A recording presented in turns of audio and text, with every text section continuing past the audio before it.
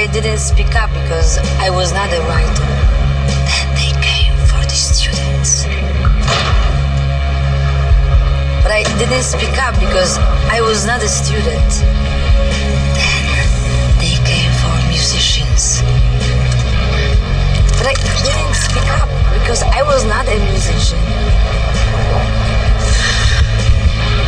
And then they came for the Greens, the Muslims, the trade unionists, Christians, and the Jews, the travelers, the homosexuals,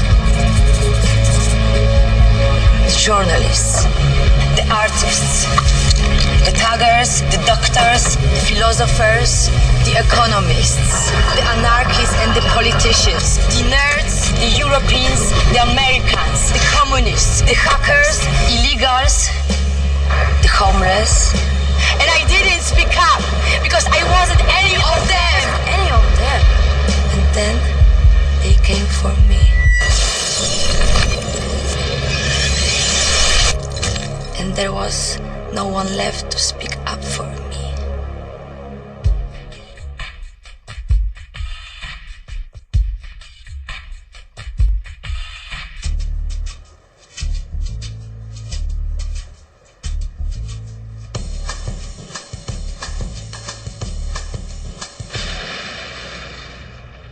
Whoa, that's not good.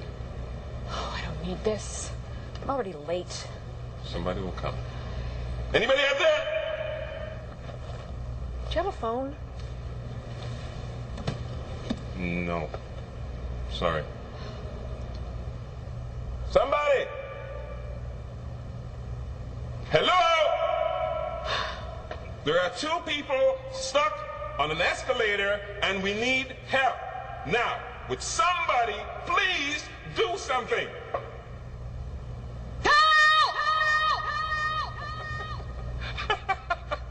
I don't believe this. You gotta be kidding me. I'm gonna cry. Well, there's not enough left to do. Is there? What would have happened in 1789 or 1942 or 9/11 if a top government official stepped in front of the people and publicly proclaimed America was a nation of cowards? He would have been run out of the country on a rail, packaged in tar and feathered at least. But that's what happened in 2009, and you did nothing. Have you become a nation of cowards, America? In the greatest show of arrogance and disdain any Congress ever showed any citizenry, your dysfunctionally elite, self-interested, none-representing representatives passed the largest spending bill in history without reading it, and you did nothing. You want them to obey your constitutional mandate and secure your borders, and they ignore you. You ask them to enforce your immigration laws, and they ignore you. You say stop the madness of handing $300 billion of a bankrupted treasury to illegal alien welfare, rewarding them for making a mockery of your laws, and they ignore you. And now, in open defiance of the overwhelming will of the people, are preparing more amnesty programs. You say stop exporting my nation's vital industries to foreign shores, and they ignore you. You say no to using your money to bail out failed, corrupt, and greedy businesses, and they ignore you. You say implement the E-Verify system so American jobs go to American workers, and they ignore you. If your self-serving Congress were a business, they'd all be in jail now. The biggest traitors among you hold elective office. Only when they feel the almighty wrath of we the people, marching in the streets from California to New York, shouting we're mad as hell and we want our country back, will they get the message they work for you. Wake up, America. While you were playing with the toys of your consumer wealth, you lost much more than your bloated economy of living beyond your means. You lost your representative democracy. Your servants have become your masters. Taxation without representation is tyranny. But still you look to government to solve problems they created in the first place. You're sucking at the hind tit of a dead cow. Why isn't there a 3 million person We the People march on Washington? A nationwide taxpayers revolt. Thousands of cars and trucks surrounding your nation's capital, bringing your failed government to a standstill. Democracy doesn't repress power. It unleashes it to we the people. Take it now. They dictated an economic salvation plan to you. Now it's time to stick it to them with a we the people stimulus package. Require all laws that apply to the rest of the country to equally apply to Congress. Start by first removing the elite privileges that place your non-representing representatives above you, not with you. Require all laws that apply to the rest of the country to equally apply to Congress. Repeal Congress's right to vote for their own raises. Balance the federal budget. Force your legislators to do what you now have to do. Live within your means. If you don't, you're committing national suicide.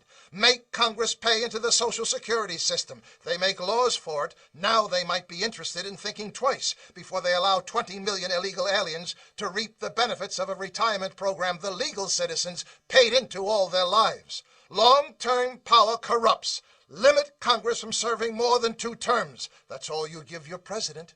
Let them search for their own 401k plan instead of the gross unfairness of awarding them their full salary for the rest of their lives after only serving 1 term.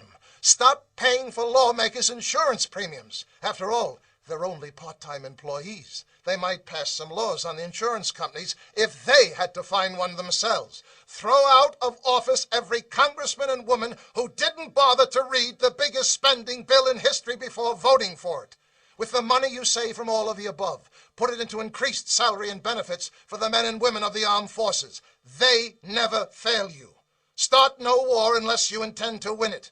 Make English the official language of America. You talk of united we stand, but do nothing to make it happen. Give every legal immigrant a chance to succeed. Not 1 cent of taxpayer money for illegal aliens. We are a nation of laws and do not reward lawbreakers. Abolish the Electoral College and put the election of the president back in the hands of we the people.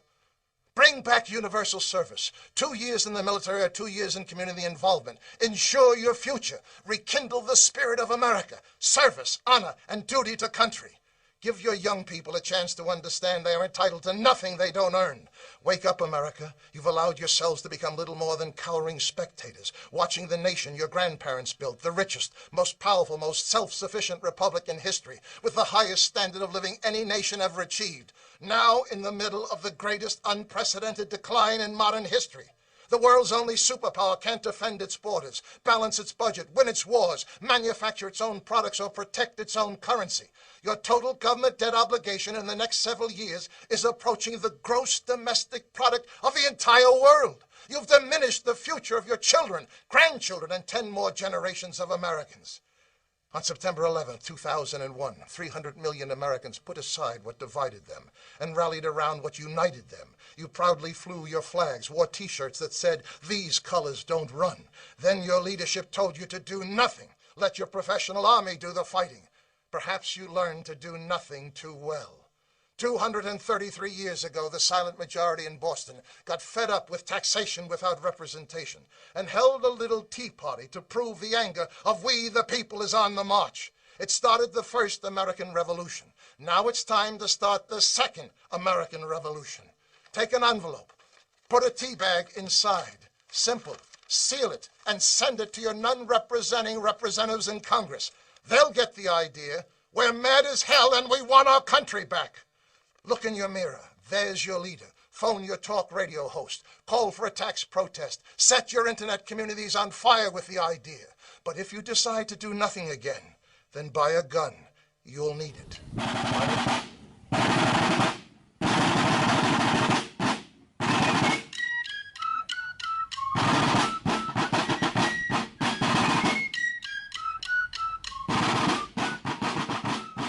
From the streets of the Big Apple to around the United States, countless cases of police brutality have been reported.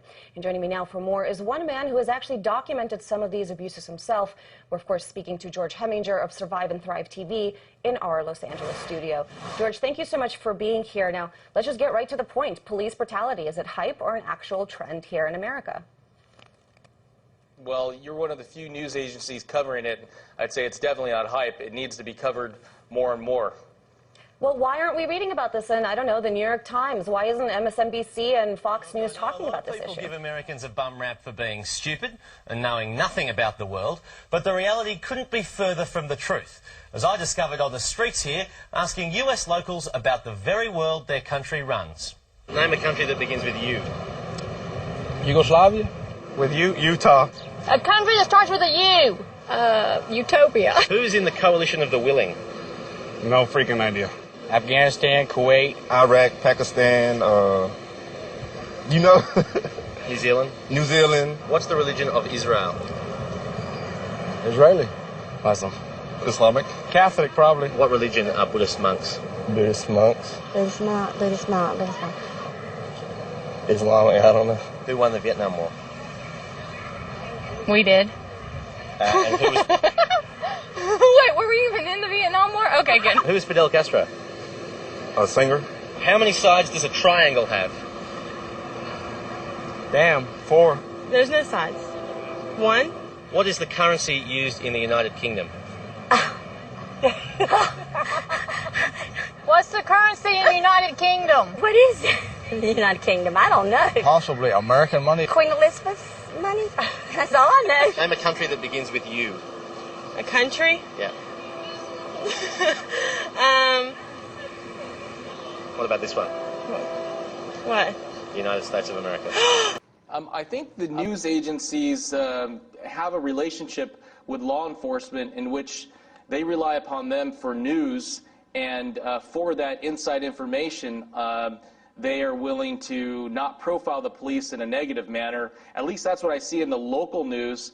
Nationally, I'm not really sure why the national news agencies don't report the truth more when it comes to police brutality or police abuse. I'm really questioning that. Well, I guess it's hard to sell Viagra medication advertisement when you have depressing news about cops beating up innocent people. But, you know, George... that could be it. You know, in general, corporations would support, you know, firefighters and police officers. And if you come out with stories that are maybe negative on police officers, maybe that won't appeal to some corporations that, you know, the news agencies in America rely upon, you know, Fortune 500 companies for advertising. So that could be it. But, George, I have to say, to play devil's advocate, I mean, this is America. We live in a democracy. We have rights that are protected by the Constitution. Injustice can't be systematic in America because we have laws to protect against it. Record vote. Clerk, please read the bill. This is State Representative Debbie Brittle. She authored the bill that would require voters to show a photo ID. Clerk, ring the bell. It's a record vote. It's all about integrity. Record vote. But the integrity of one person, one vote doesn't apply at the legislature. We found many lawmakers vote more than once. Take a look. Brittle votes, turns around, votes again for State Rep Kemple. Rewind. And watch the men on the screen. Elkins goes to vote for Merritt, but Hancock is faster. Elkins heads back to his desk, but before he can vote, Joe Crabb turns around and beats him to it. There is so much going on during the vote on the HPV vaccine mandate, you really have to pay attention. Start with State Rep Hamilton at his desk, who leans over to vote a second time for his desk mate Dan Branch, then reaches back to vote for Charlie Howard and casts a fourth vote for Wayne Smith. He's not the only one scrambling to vote. Rewind the video and take a look at the top of the screen. State Reps West and Phillips both lean over to vote for themselves and their desk mates. Phillips votes a third time for Christian.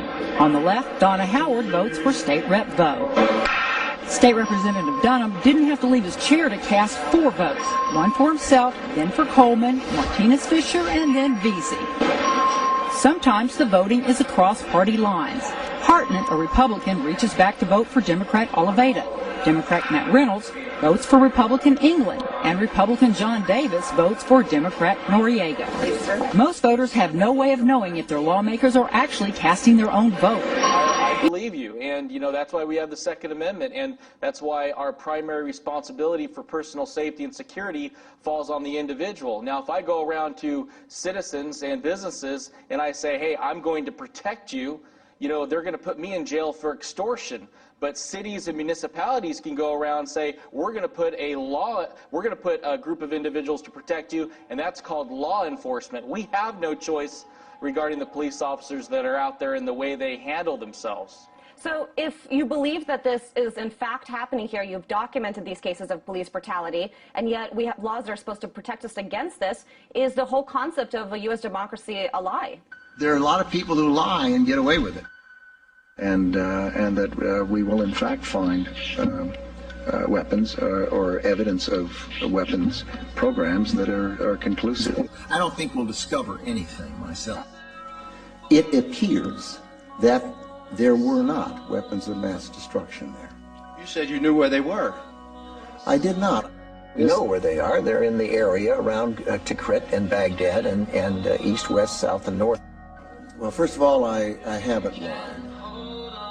There are a lot of people who lie and get away with it. You know, we're seeing a decline in America, the decline in the empire of America, and with that decline, you're going to see a meltdown in city municipalities, and you're going to see a stressing of the police force. These police officers are not getting the overtime they used to get. I know bankruptcy attorneys that are seeing more police officers in their offices, so they're bringing this stress to the streets. And the response of that stress is, you know, people are blatantly, they're coming to the conclusion that, hey, these police officers, they're there in times of need, but it seems that there's more and more hatred developing on kind of a low level with the average middle-class American, with these police officers that are randomly giving people $400, $500 tickets for crossing over a white line. I mean, come on, guys. Well, I mean, state budgets are broke. They got to get the money somewhere.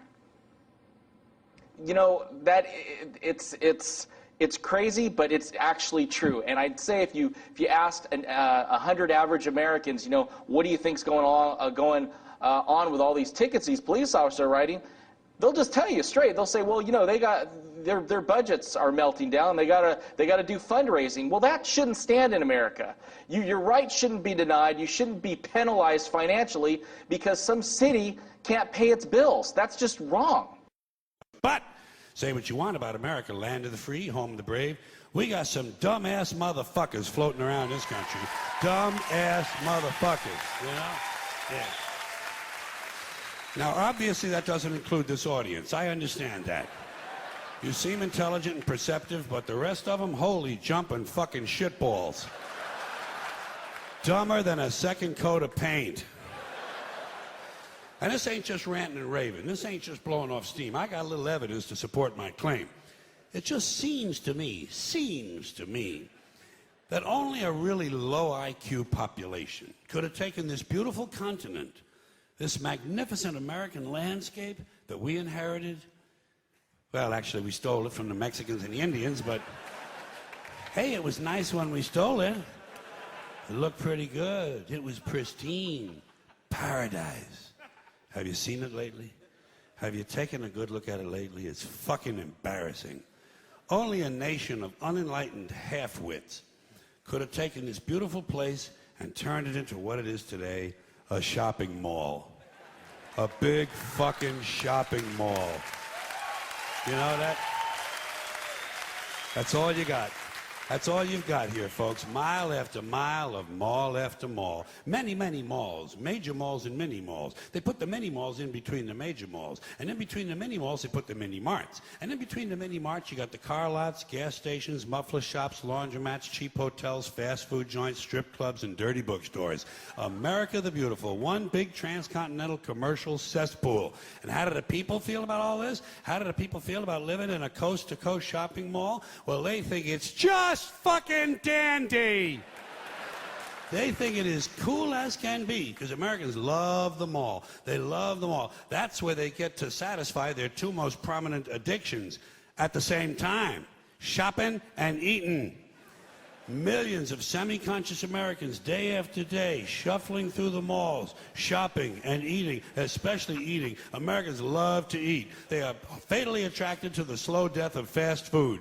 Hot dogs, corn dogs, triple bacon cheeseburgers, deep fried butter dipped in pork fat and cheese whiz, mayonnaise soaked barbecued mozzarella patty melts. Americans will eat anything, anything. If you were selling sauteed raccoons' assholes on a stick, Americans would buy them and eat them, especially if you dipped them in butter and put a little salsa on them. And don't forget the mayonnaise and peanut butter. This country is big time, pig time. Forget the bald eagle. You know what the national emblem of this country ought to be? A big bowl of macaroni and cheese. A big bowl, because everything in this country is king size. King size, extra large, and super jumbo. Especially the fucking people. Have you seen some of the people in this country? Have you taken a good look at some of these big fat motherfuckers walking around? Big fat motherfuckers. Tents are coming down in backyards across America, and grills are cooling off tonight as this 4th of July weekend comes to a close. And my next guest took to the streets of our nation's capital this holiday weekend to talk to some Americans about Independence Day. About America? The fact that I can watch this and just on a beautiful day in America, I mean, what more could there be? It's just, we're free, we can go where we want, do what we want, stay where we want. What makes America great is its people. It's the heart of who we are. We're free and we're in this great country that, I mean, we can do whatever we want to do and we have no limits. Why are we the greatest nation? Land of the free, home of the brave. I think America is a great country because it's a free country, and it's just awesome. Do you love America? Definitely. What do you love most about our country? Oh, that's like asking, what's your favorite Beatles song? It's just the greatest place on the earth. I mean, we can be free. We have all the freedoms that we need. We've got a great military that's fought for those freedoms. Is the American promise still there? The promise is still there. It always will be. It will always be there, no matter what. That's what we strive for. That's what we go to war for. It's the land of opportunity. One can set a goal and achieve that goal here in America. We can be all that we can be. Do you have a guilty pleasure that you love about America? And it's donuts. What is it? Donuts. Donuts? Yeah, donuts. You've got such a very large variety. We don't have that many back home. I think that the shopping is great too. Shopping is great here.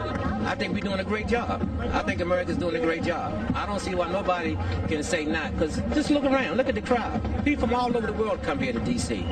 For what? Just to have a good time. It's just being able to enjoy the amazing life we have. We're a blessed country. We really are.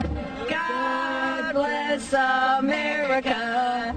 There's guys fighting for us over there, keeping this place safe. No, it's a fantastic world. We are the best nation. Do you believe that? You know, there are some tough challenges. The economy, international incidences. Are we still the greatest nation? Absolutely, without a doubt. The spirit that this country has, young men and women that are every single day out there fighting. But you know what? We as Americans have a common bond. We have freedom. We enjoy so much than any other countries that are out there. It's amazing. If we're not the greatest nation, which one is? Not even close. No contest. Sorry. Game over. USA wins. Dana, a recent Gallup poll showed that 62% of Americans feel the country is moving in the wrong direction. But fortunately, by going out and talking to folks on the street, that promise of life, liberty, and the pursuit of happiness seems alive and well in this great nation we celebrate this weekend. That the home of the free and land of the brave is very much going to be just fine and have that resilience that Tony Snow often talked about. You know, he always talked about having a little swagger, dream big, go big, and that's what America needs to do.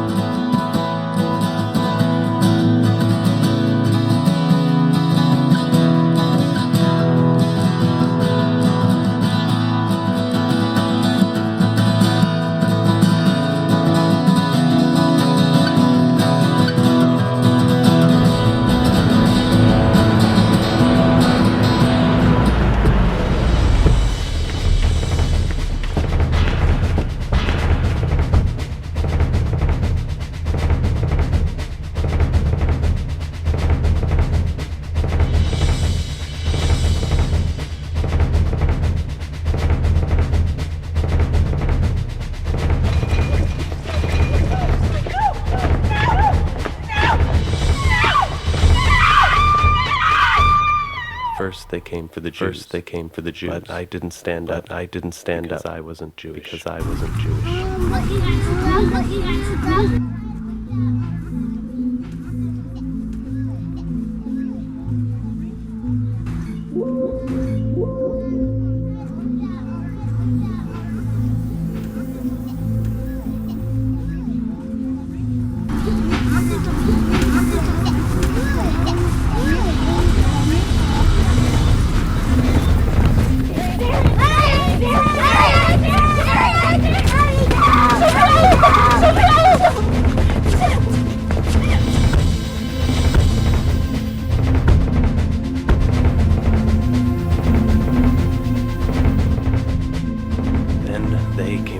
They came for the gays, but I didn't stand up. But I didn't stand up because I wasn't gay.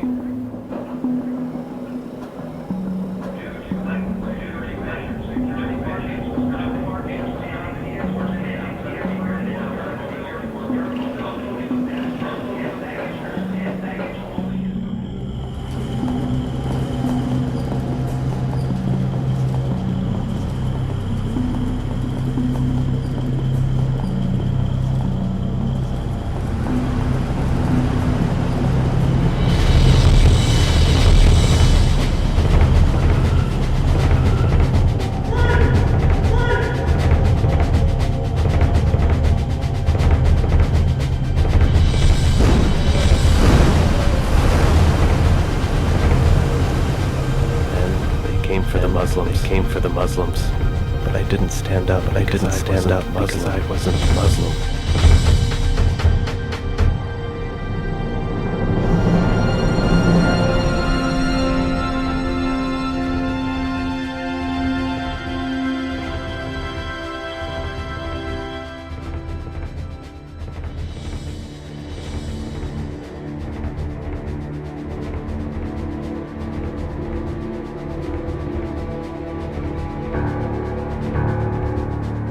Then they came for me. Then they came for me.